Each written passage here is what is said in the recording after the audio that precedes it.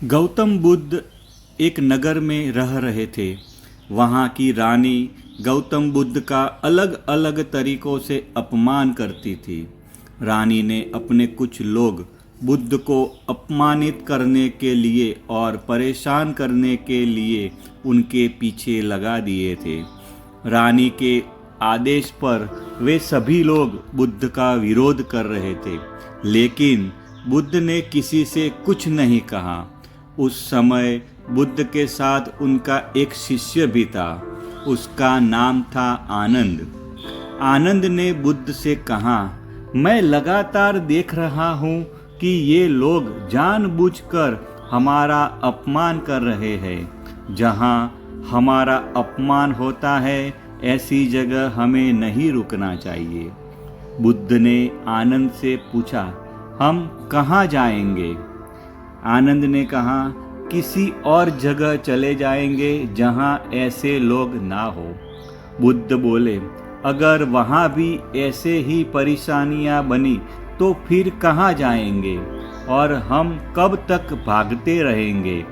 अपमान भी एक समस्या है।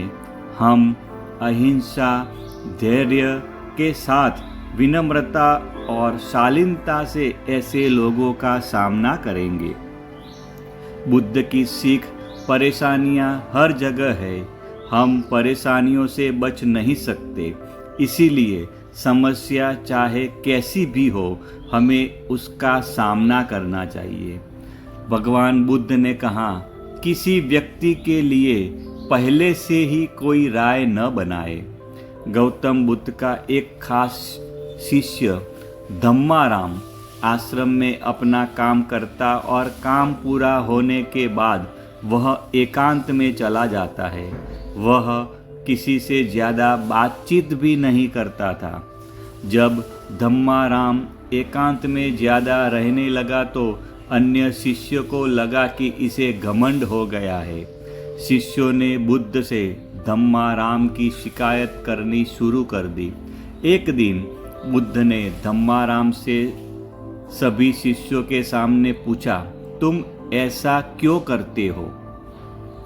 धम्माराम बोला, आपने कहा है कि कुछ दिनों में आप ये संसार छोड़ देंगे, तो मैंने ये विचार किया है कि जब आप चले जाएंगे तो हमारे पास सीखने के लिए क्या रहेगा। इसीलिए मैंने यह तय किया कि मैं एकांत और मौन को समझ लूँ, ठीक से सीख लूँ।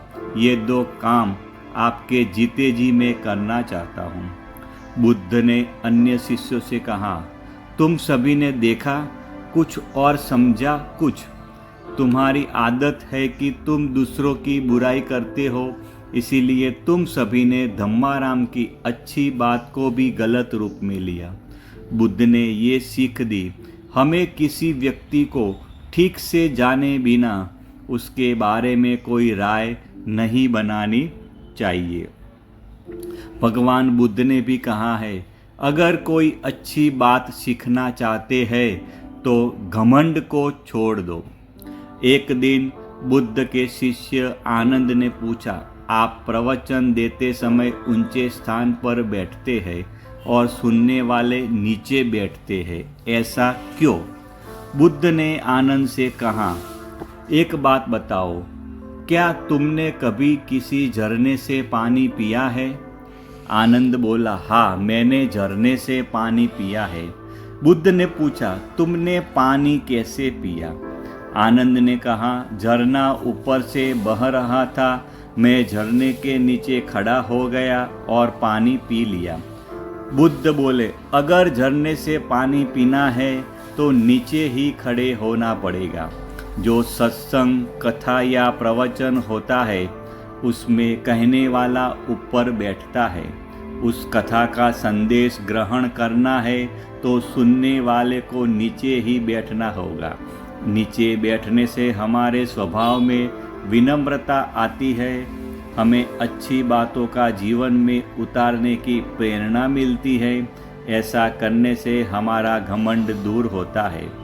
बुद्ध की सीख, अगर कोई अच्छी बात सीखना चाहते हैं तो सबसे पहले अहंकार छोड़ देना चाहिए।